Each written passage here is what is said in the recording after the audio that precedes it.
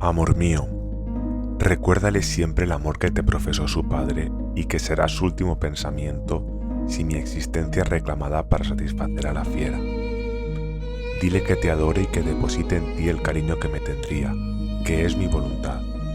Prométeme, Juli mía, que me harás el favor de recordarle a mi chiquitín que su papá adoró en ti su sed, que él corresponda otorgándote su cariño a la que fue mi vida, a ti. No le eduques en la venganza, hazle comprender la necesidad que tiene de querer, aun a sus enemigos. Madrecita, recuerda siempre a tu hijito, recuérdalo y recuérdaselo al ser que me des, que yo, aun no existiendo, sea mi recuerdo el que guíe sus pasos. Y cuando haya expirado, si besas esta boca que tantas plegarias te dirigió, recogerás la última que te dedico con mi vida.